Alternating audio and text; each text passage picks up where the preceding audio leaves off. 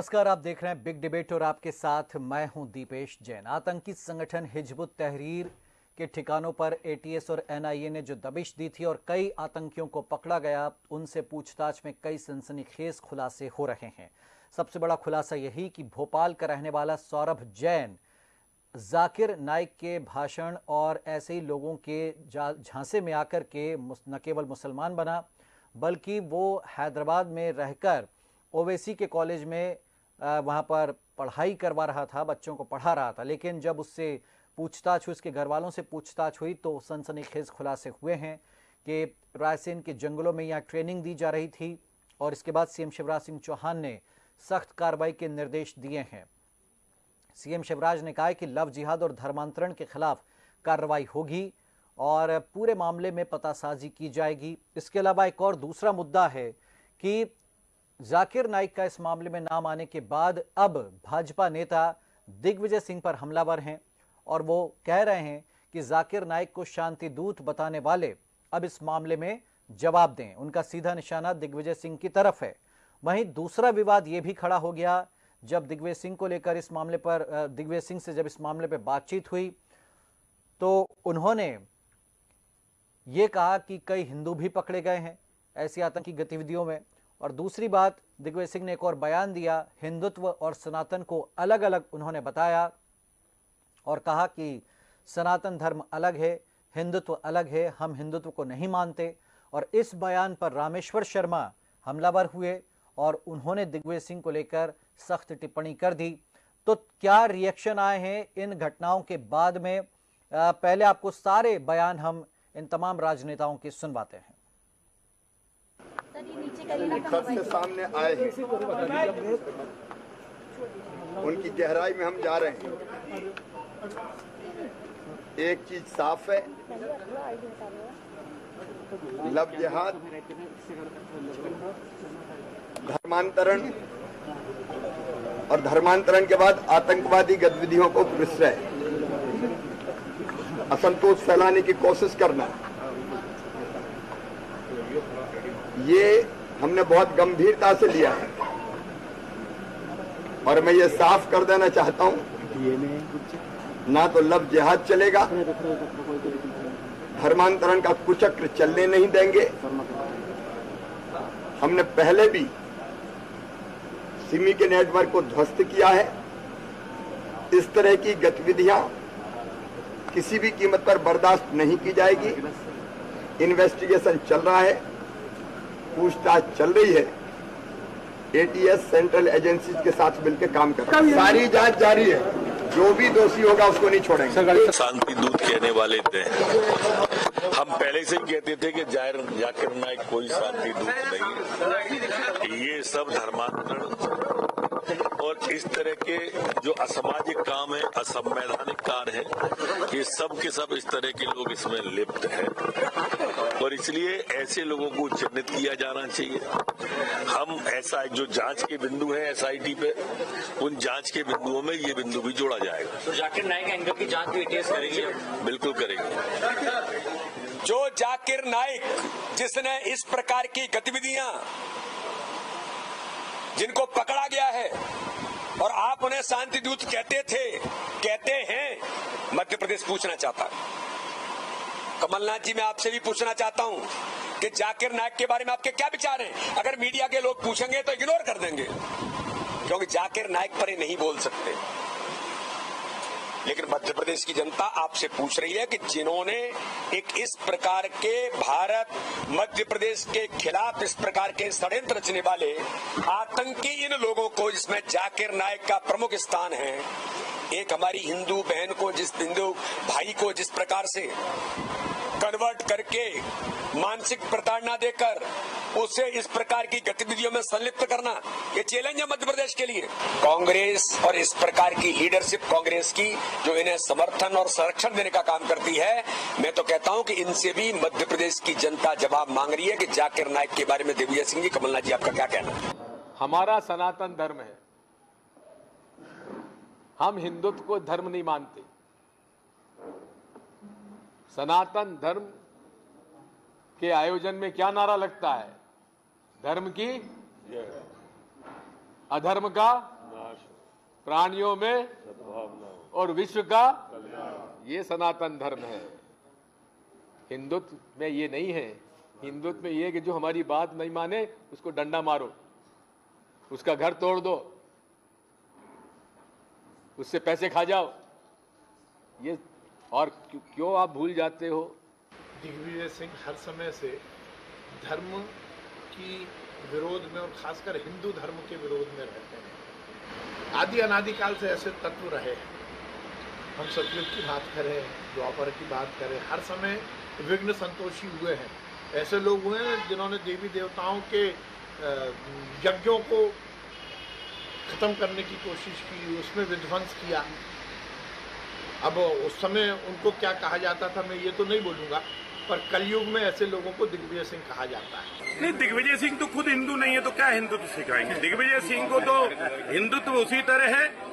दिग्विजय सिंह ने कभी हिंदुत्व और सनातन पर तो व्याख्या कर ली, लेकिन दिग्विजय सिंह ने कभी जिहाद और इस्लाम पर व्याख्या की कि नहीं? उस पर करना चाहिए। आतंकवादियों पर और इस्लाम पर व्याख्या हुई कि नहीं दिग्विजय सिंह जी? दिग्विजय सिंह जी ये भारत का हिंदू धर्म सनातन धर्म सहिष्णु है, इसलिए किसी की भी बदतमीजी सह लेता है। काश जैसी व्याख्या आप सनातन धर्म के बारे में कर रहे हो, ऐसी व्याख्या अगर दूसरे धर्मों के बारे में करते तो कपड़े तन पर नहीं होते। चलिए, तो किस तरह से यहाँ पर हिंदुत्व सनातन और दूसरी तरफ आतंकी संगठन HUT और उसको लेकर जो तमाम प्रतिक्रियाएं आ रही हैं, और जाकिर नाइक भी इस मामले में अब शामिल हो चुका है, जिसके जो कट्टरवादी भाषण थे उसको सुन करके कैसे सौरभ जैन सलीम बन गया और वो HUT संगठन से जुड़ गया। इस पर हम चर्चा करेंगे। हमारे साथ कुछ खास मेहमान, उनका हम परिचय करवाते हैं। आनंद तारण जी हमारे साथ में, कांग्रेस की ओर से प्रवक्ता आनंद जी आपका स्वागत है। सचिन सक्सेना जी हैं BJP की ओर से, सचिन जी आपका स्वागत है। और राजेश जौहरी जी वरिष्ठ पत्रकार, आपका भी स्वागत करते हुए पहला कमेंट आनंद जी आपसे ही, ये जो स्थितियां बन रही हैं, हिजबुत तहरीर का नाम और किस तरह एक जैन आतंकी बना था, वो खैर बहुत सब उस समय भी काफ़ी हल्ला मचा था, लेकिन आज वो HUT यानी जो हिजबुत तहरीर आतंकी संगठन है उससे न केवल जुड़ा था, हैदराबाद के ओवैसी के कॉलेज में वो पढ़ा रहा था और फिर वहाँ से पुलिस उसको पकड़ के लाई। खुलासे और NIA और ATS, पुलिस तो नहीं पकड़ पाई लेकिन NIA ATS की छानबीन में खुलासे हुए हैं।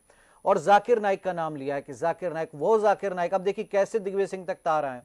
जिस जाकिर नाइक को दिग्विजय सिंह शांति दूत बताते थे, आज भाजपा पूछ रही है कि अब क्या कहेंगे दिग्विजय सिंह जी। तो इस पर आपका जवाब क्या है आनंद जी, कि ये जो बातें आ रही हैं आतंकी संगठनों को लेकर के, जिस तरह से खुलासे हो रहे हैं कि मध्य प्रदेश में ट्रेनिंग दी जा रही थी जंगलों में, क्या लगता है आपको, सब कुछ नॉर्मल है या फिर नहीं, ये बहुत गंभीर मसला है? देखिए, मध्य प्रदेश में सरकार किसकी है? क्या दिग्विजय सिंह जी ने ये बात जो बार बार आ रही है क्या आज बोली थी? मध्य प्रदेश की ज्वलन समस्याएं क्या हैं, उनसे भटकाने के लिए इस तरह की प्रोपोगंडा। नहीं, आतंकी संगठन यहाँ ट्रेनिंग कर रहे हैं, आपको नहीं लगता गंभीर मामला है ये? नहीं तो सरकार क्या कर रही है? सरकार क्या इस मोर्चे पे फेल है क्या? तो आतंकी नहीं, एक मिनट आनंद जी, सुनिए। अरे हाँ। आप मेरे बहस ना करें, मेरी बात सुन लें आप। या तो आप बोल दें या फिर मेरे को बोल लें। दीपेश जी, मध्य प्रदेश में सरकार भाजपा की, इन सब गतिविधियां अगर चल रही हैं तो इसके लिए नाकाम कौन है? कांग्रेस है क्या? अच्छा, मैं ये कह रहा हूँ रोक करके आपको कि विपक्ष को नहीं पूछना चाहिए क्या कि ये क्या हो रहा था प्रदेश में, क्यों हो रहा था, कैसे हो रहा था? क्यों नहीं पूछ रहे हैं ना, पूछ रहे हैं। तो भारतीय जनता पार्टी की सरकार कहाँ है? क्या कर रही थी? क्यों ये सब चीजें आ रही और क्यों आरोप कांग्रेस पे लग रहे हैं? जवाबदार भारतीय जनता पार्टी, धर्म भारतीय जनता पार्टी की सरकार में, और जवाब दे कांग्रेस, दिग्विजय सिंह। मतलब इतने डरे हुए सहमे हुए दिग्विजय सिंह जी से, कांग्रेस से, भारतीय जनता पार्टी के लोग अनर्गल वक्तव्य दे रहे हैं। मैंने सबके वक्तव्य सुन लिए। तो इसके अलावा इनके पास कुछ नहीं। अरे इनके पास ये होने चाहिए कि मध्य प्रदेश में लोग आत्महत्याएं कर रहे हैं, लोग बेरोजगार हैं, महिलाएं उत्पीड़न हो रहा है, सामूहिक बलात्कार हो रहा है, कोई कार्रवाई नहीं है। बड़े बड़े कानून बना दिए, कानूनों की धज्जियां भी अपन ही उड़ा रहे हैं। कौन सा मध्य प्रदेश ले जाना चाहते हैं? कौन सी बातें कर रहे हैं? और अगर कोई काम गलत हो रहा है, CM शिवराज ने कहा है ना कि मध्य प्रदेश को केरला स्टोरी नहीं बनने देंगे, यहाँ पर लव जिहाद धर्मांतरण नहीं चलेगा। नहीं तो नहीं चलेगा तो कैसे हो गया? तो केवल भाषणों में हो गया। जमीन पे क्या है? जमीन पे शून्य बटे सन्नाटा, केवल भाषणों में बोल दिया उन्होंने, बात खत्म। क्यों लड़के ने दूसरा धर्म स्वीकार किया और आप कहाँ थे और जवाबदारी किसकी है? लेकिन जिसके कहने पर या जिसके भड़काऊ भाषणों पे किया उसको तो आप लोग शांति दूत बता रहे थे ना, सवाल ये भी तो है। अरे कब आज बताया गया दीपेश जी, आज बताया गया? आज तो नहीं बताया, तब तो बता रहे थे, गले मिल रहे थे दिग्विजय सिंह जब उससे। बताया था वो हो सकता है उस समय कंडीशन कुछ और हो। अच्छा। आज आप सुनिए, आज आप मीडिया में, मैं कांग्रेस का प्रवक्ता हूँ, कल कौन सी स्थिति हो जाए, आप कहाँ पहुंच जाए, मैं कहाँ पहुंच जाऊँ, तो इसके लिए क्या दिग्विजय सिंह जी हमेशा जिंदगी भर जिम्मेदार होंगे? किस तरह की बातें करते हैं? अकलमंद लोग हैं, अकलमंद सरकार है, चारों तरफ अंधकार है, इसके बाद भी केवल और केवल कांग्रेस, केवल और केवल कांग्रेस के नेता, केवल और केवल दिग्विजय सिंह जी, केवल और केवल कमलनाथ जी। नहीं, लेकिन जैसे ही हिजबुत तहरीर का नाम आया, आतंकी संगठनों की धर पकड़ का सवाल पूछा गया। अरे दीपेश जी सुन लीजिए, अगली सरकार कांग्रेस की मध्य प्रदेश में भारतीय जनता पार्टी 60 सीटें लाएगी, 10% प्लस माइनस। अब मैंने अभी आपसे चुनावी नतीजे नहीं पूछे भैया कि 2023 नवंबर में क्या होगा, आपसे मैंने बोला क्या कि कितनी सीटें आप लाएंगे, मैं बात कुछ कर रहा हूँ, आप चुनाव पे पहुंच गए। भाई बात ये है, नहीं सुनिए आनंद जी, जितनी गंभीरता से आप लोग गरीबी, बेरोजगारी, फलाना इन मुद्दों पर बात करते हैं, उतनी गंभीरता से आपने ये क्यों नहीं पूछा, ये एक प्रेस कॉन्फ्रेंस की जाती कि भाई ये आतंकी संगठन मध्य प्रदेश में क्या कर रहे थे, क्यों सरकार की नाक के नीचे या जंगलों में ट्रेनिंग चल रही थी? एक बार भी किसी नेता ने पूछा आपके? वो तो हम आप लोगों को डिबेट में जोड़ लेते तो आप पूछने लगते हैं। मतलब कहने का ये कि क्या ये कांग्रेस की नजर में अगर मुस्लिम आतंकी पकड़े जा रहे हैं तो क्या कोई मुद्दा नहीं है आप लोगों के लिए? क्या क्या बोला आपने, दोबारा बोला? मैं ये कह रहा हूं आनंद जी कि जितनी गंभीरता से आप गरीबी, बेरोजगारी, भ्रष्टाचार के मुद्दे उठाते हैं, कभी आतंकवाद का मुद्दा आप लोग क्यों नहीं उठाते हैं? क्यों नहीं उठाते? उठाते ना बराबर। कोई प्रेस कॉन्फ्रेंस की आपके नेताओं ने हिजबुत तहरीर के पकड़े जाने पर? सुनिए अरे सुनिए, तो अभी तो मैं बात भी कर रहा हूँ, अभी भी तो कर रहा हूँ ना। यही दिक्कत है कि जब डिबेट में जोड़ लिया आप लोगों को तो आपने कह दिया, हम कह रहे हैं दिग्विजय सिंह जी से कल सवाल पूछा गया आज। अरे हमेशा बोलते हैं। सुनिए मेरी बात सुनिए, मैं क्यों, देखिए चिंता में क्यों है। जब दिग्विजय सिंह जी से पूछा तो बजाय हिजबुत तहरीर पर कहने के वो किसका नाम याद दिलाने लगे, वो कोई ध्रुव करके था, बोले फलानी पार्टी से जुड़ा था, वो फलानी का IT सेल का था। वो एक नाम आप लोगों ने रट रखा है, उसी को आप हर मौके पर याद दिलाते हैं। ये जितना जो हो रहा है, पड़ेगा ना, क्यों नहीं दिलाना पड़ेगा? ठीक है दिलाइए ना भाई। ध्रुव सक्सेना कौन सी पार्टी? हाँ ध्रुव सक्सेना। नहीं तो सुनिए ना, तो आनंद जी सेल का अध्यक्ष था। हाँ तो ठीक है, भारतीय जनता पार्टी अपने आप को सदम देशवादी बोलती है। ठीक है, उसके बाद हिजबुत तहरीर पर कुछ नहीं कहेंगे? सुनिए, उसके बाद हिजबुत तहरीर पर कुछ नहीं कहेंगे? किसके लिए? हिजबुत तहरीर जो आतंकी संगठन पकड़ा गया उस पर कुछ नहीं कहेंगे? सुनिए, चाहे कांग्रेस के कोई भी नेता हो, चाहे दिग्विजय सिंह जी हो, कमलनाथ जी हो, आनंद तारण हो, या और कोई छोटा सा नेता हो, कोई भी सांप्रदायिक शक्ति, चाहे वो मुसलमान हो चाहे हिंदू हो, जो सांप्रदायिक है वो देशद्रोही है।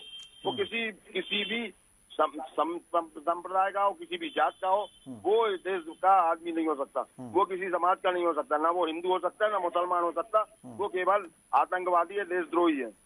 उसमें कोई ना कांग्रेस को गुरेज है, ना हमको गुरेज है, ना दिग्विजय सिंह जी को गुरेज है, ना कमलनाथ जी को। सचिन जी वो कह रहे हैं कि पुरानी बातें थी, ठीक है हो गया आपका आनंद जी। सचिन जी पुरानी बातें थी, उस समय कह दिया जाकिर नाइक को शांति दो, तो कह रहे हैं आज तो नहीं कह रहे हैं ना हम किसी को। तो ये इस पर आप लोग जो पुरानी बातें ला रहे हैं और दिग्विजय सिंह पर निशाना साध रहे हैं।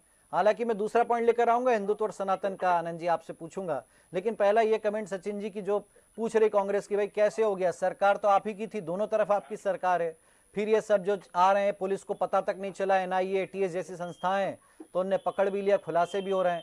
और जो CM साहब ने कहा, तो कैसे आप रोक पाएंगे लव जिहाद और धर्मांतरण को?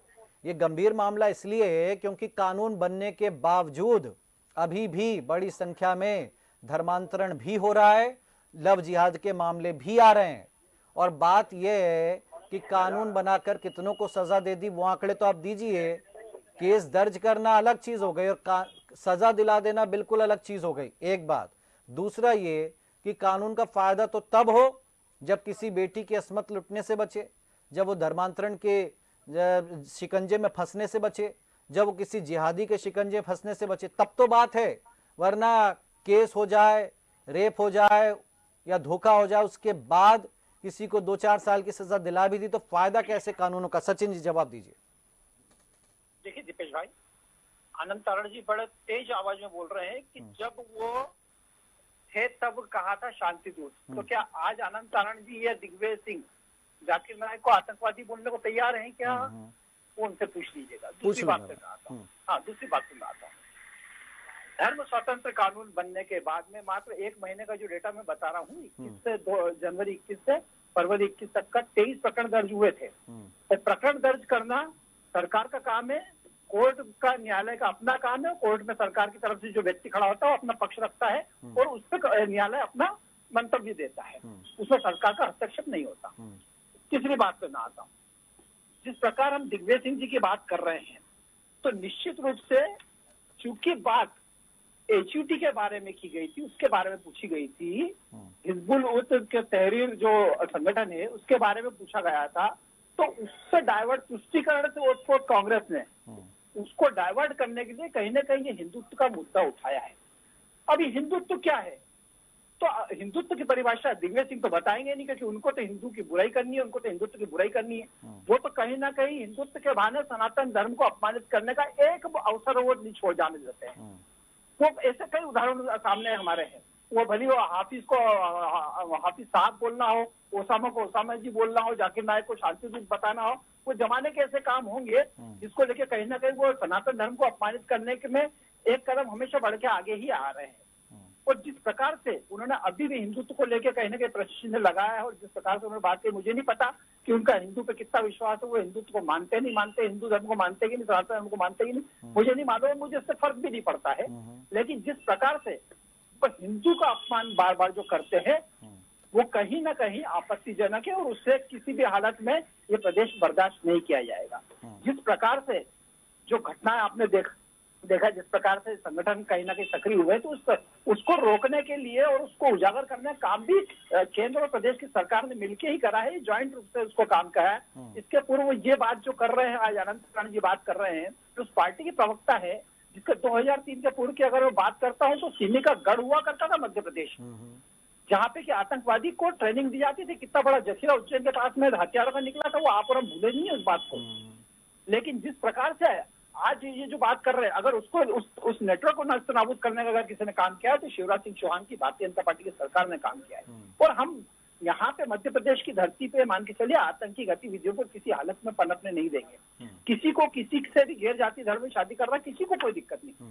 दिक्कत तब आती है जब वो छल कपट से, डरा के, धमका के, अपनी पहचान छिपा के, षड्यंत्र से अगर किसी को बरगला के इस प्रकार के कृत्य कर रहा है तो निश्चित रूप से आपत्तिजनक है और उस पर प्रकरण भी दर्ज होते हैं कहीं ना कहीं। वो चीज बर्दाश्त नहीं की जाती और वो उस कानून के अंतर्गत वो चीज आती है। अगर कोई राज्य मर्जी से अपना धर्म बदल के करना चाह रहा है तो उसके लिए प्रावधान बने हुए हैं, 19 प्रावधान इस नए कानून में जोड़े गए हैं। तो प्रावधान बने हुए हैं, वो प्रावधान 2 महीने पहले 2 आवेदन दे दे कलेक्टर को और वो अगर उसके ऊपर कोई आपत्ति नहीं होती, कुछ नहीं होती, तो वो अपना काम कर सकते हैं, उसमें किसी को आपत्ति नहीं है। लेकिन जिस प्रकार से नाम बदल के किया जा रहे हैं और जिस प्रकार से षड्यंत्र पूर्वक किए जा रहे हैं, डरा के धमका के किए जा रहे हैं, वो कहीं ना कहीं आपत्तिजनक है। तो राजेश जी, दोनों की बातें आपने सुन ली। एक कह रहे हैं कि वो फलाना है, तो ठिकाना भी तो था, वो तो आपसे जुड़ा था, ये था, ये चल रहा है। वो एक नाम के अलावा, ध्रुव सक्सेना के नाम के अलावा आनंद जी कोई दूसरा नाम नहीं बता पाएंगे या 3-4 नाम बता देंगे बहुत से बहुत मालेगांव की घटना को जोड़ करके, उसके अलावा 5वां नाम नहीं है। लेकिन फिर भी राजेश जी, वो जो कह रहे हैं दोनों दल, आपने बात सुन ली, कह रहे हैं कि भाई कार्रवाई की हम ही ने की, हमारी केंद्र की सरकार की एजेंसियों ने की, ये सब कुछ चल रहा है मध्य प्रदेश में या देश में। उसके बाद आप क्या कहेंगे राजेश जी कि ये कितना खतरनाक, ये जो खुलासे हो रहे हैं कितने खतरनाक है? बस आप 5 मिनट का समय दीजिए, अपन इस बारे में बात करते हैं। कि पहली तो आनंद जी को अपन हमेशा सुनते आए हैं, पर आज जो उनकी हाई पिच है वो बहुत जबरदस्त है। उसका कारण भी हम समझ सकते हैं कि क्यों है, उनका कॉन्फिडेंस बहुत बढ़ा हुआ है, शायद जीत का जोश है। दूसरी बात ये थी कि जो हिजबुल तहरीर वाला मामला, ये कोई नई बात नहीं है। पहले भी बहुत सारे डिबेट्स में हमने बहुत सारे चैनलों पे ये कहा है कि ये रक्त बीज है, एक रक्त की एक बूंद गिरेगी और फिर एक राक्षस तैयार हो जाएगा। वैसे ही इसके नाम बदलते जाएंगे पर काम वही रहेगा। काम सिर्फ वही है जो गजबाए हिंद, जो उसका टारगेट है, जो पटना में जो कागज मिले थे, और हमने बहुत सारी किताबों में पढ़ा हुआ है और बहुत सारी रिलीजियस किताबों में आप पढ़ सकते हैं गजबा हिंद के बारे में, और पूरी बाकायदा थ्योरी है, तो इस पे कोई डिनाई नहीं कर सकता। आप पार्टी के तौर पे क्या सोचते हैं ये आपका मत हो सकता है, पर एक as a independent person, as a विद्वान जब हम देखते हैं तो हमको यही समझ में आता है कि गजबा हिंद एक आज की नहीं, 1400 साल या 1200 साल पुरानी, 200 साल के बाद शुरुआत हुई थी, 1200 साल पुरानी एक थ्योरी है, उस पर काम चल रहा है। तीसरी बात ये है कि जाकिर नाइक के बारे में, जो जाकिर नाइक ने, बहुत ही इंटरेस्टिंग बात है जो आप लोगों ने, तो जो शांति दूत तो बहुत छोटी बात होती है, जाकिर नाइक साहब ने 13 मई 2013 को आईपीएस, जो लाल बहादुर शास्त्री या Sardar Patel national police academy है, वहां पर 13 मई 2013 को उन्होंने एक भाषण दिया था जिसमें 150 पुलिस आईपीएस ऑफिसर्स थे और 10 नेपाल, भूटान और मालदीव्स के ऑफिसर्स भी थे, फॉरेन ऑफिसर्स भी थे। और आपको कमाल की बात बताएं, टॉपिक क्या था? टेररिज्म एंड जिहाद एंड इस्लामिक पर्सपेक्टिव, यानी कि आतंकवाद और जिहाद पर इस्लाम का क्या पक्ष है, वो उन्होंने बताया था। अब कमाल की बात यह है कि जब वो अपना भाषण खत्म किया, इससे पहले पूरे एनपीए का रिकॉर्ड उठा के देख लीजिए, अगर उसके आर्काइव्स को अपन देखेंगे तो हमने अभी थोड़ी देर पहले ही सारे आर्काइव्स देखे हैं, तो उसमें कभी भी जो भाषण देने आया उससे बहस नहीं हुई किसी की। पर ये जब भाषण खत्म हुआ, सवाल जवाब हुआ, तो बाकायदा जिसे कहना चाहिए हीटेड एक्सचेंज हो गया जाकिर नाइक और उन ट्रेनीज के बीच में, और जो सीनियर्स थे उनको बंद कराना पड़ा। वो ये स्थितियां बनी। और लगभग 20 साल पहले आपको ध्यान होगा, जैसा अभी भोपाल के आसपास पकड़ा गया है, ऐसे का ऐसे ही पूरा नेटवर्क सक्सेना जी ने जो बताया, उज्जैन नहीं था, इसका पूरा गढ़ था, एपिसेंटर था पीथमपुर। वो चूंकि पीथमपुर चूंकि हमारा बिल्कुल कार्य क्षेत्र भी है, तो इसलिए बहुत करीब से सारी चीजों को देखा था। और उस समय जो देखा था, उस समय चोरल के जंगल थे, आर्मी की एक रेंज हुआ करती थी पुरानी, जो मोर्टार और दूसरे हथियारों की रेंज होती थी, उस रेंज पर इन्होंने प्रैक्टिस की थी और उसमें पकड़े गए थे ये लोग। और अब उसके बाद कितने साल लग गए इनको सजा होने में। तो एक बात ये है, हमारे कानून की समस्या ये है कि ये सजा इनको 1 साल में हो जाती तो ज्यादा अच्छा रहता। अब उस बीच में क्या हुआ, देखिए, तहमीम नाम का एक आदमी, तो तम्मू जिसका नाम आप सबने सुना होगा, वो उस बीच में जेल से भाग गया, उसने कई बैंकों की डकैती कर ली। अब दिक्कत ये आती है कि ये सीआईडी हो गई और जितने भी इंटेलिजेंस डिपार्टमेंट है, अब सवाल अपन किसी पार्टी का सपोर्ट नहीं कर सकते, किसी सरकार का सपोर्ट नहीं कर सकते। वो तहमीम हमारे जैसे आदमी को दिख रहा है, पर पुलिस को और इंटेलिजेंस एजेंसीज को नहीं दिख रहा है। मतलब हम लोगों को वो इतना खतरनाक क्रिमिनल है, कई बार वो पीथमपुर में, इंदौर में, धार में दिख जाता है वो। तो अब ये मुद्दा है कि ये जो मसला है हिजबुल तहरीर या सिमी या सिम या आईएम, इसको पार्टी के जो प्लेटफॉर्म है उससे ऊपर उठ के देखना पड़ेगा, नहीं तो हम लड़ते रह जाएंगे। वो आनंद जी को भी के ऊपर भी वैसे ही हमला होगा जैसे सचिन जी के ऊपर हो। आनंद जी, तो कोई मतलब बात यही है कि आतंकवाद के मुद्दे को आप ये कहते हैं कि अरे मुद्दों से ध्यान भटकाने की कोशिश है, ये वो। एक तरफ आप लोग उस हिंदुत्व और सनातन वाला रह गया कि दिग्विजय जी कह रहे हैं मैं हिंदुत्व को नहीं मानता, हम सनातनी हैं। अच्छा, उनका एक वो बीजेपी के नेता जो हैं, उनका एक शपथ पत्र सोशल मीडिया पर वायरल कर रहे हैं जिसमें लिखा है राजा दिग्विजय सिंह हिंदू अविभाजित परिवार के सदस्य। तो हिंदुत्व अलग है, हिंदू अलग है, सनातन अलग है, क्यों इस तरह की बातें हो रही? रामेश्वर शर्मा कह रहे हैं कि जिस तरीके से हिंदुत्व की व्याख्या कर रहे हैं दिग्विजय सिंह जी, क्या दूसरे धर्म की इतनी व्याख्या कर पाएंगे क्या? आनंद जी, अभी बीजेपी के प्रवक्ता बोल सिमी के बारे में, सिमी और हो चाहे बजरंग दल हो या कोई भी आतंकवादी संगठन हो या बजरंग दल आपको आतंकवादी संगठन लगता है? सुन लीजिए, कोई भी हो, अभी क्या घटना हुई कांग्रेस के कार्यालय में, ये कोई अच्छी घटना है क्या? जबलपुर में जो घटना हुई, जबलपुर में, मैं बिल्कुल नहीं बोल रहा हूँ इस बारे में, जो जबलपुर में घटना हुई, बजरंग दल के कार्यकर्ताओं ने जो हरकत की, क्या ये शांति दूत थे? तो जाकिर नाइक कौन है? अच्छा, वो पूछ रहे थे सचिन जी की जाकिर नाइक कौन है आज की तारीख में? बाद में पूछना पहले मैं मेरी, ठीक है, बोल लीजिए। दूसरा ये नहीं, और बोला तो जो भी आतंकवादी संगठन थे, जो भी इस तरह के विध्वंसकारी संगठन थे, उन पर दिग्विजय सिंह जी की 10 साल की सरकार ने कंट्रोल करके रखा था, उन पे बैन लगा रखा था। और एक भी कोई सांप्रदायिक दंगा दिग्विजय सिंह जी के 10 साल के लोग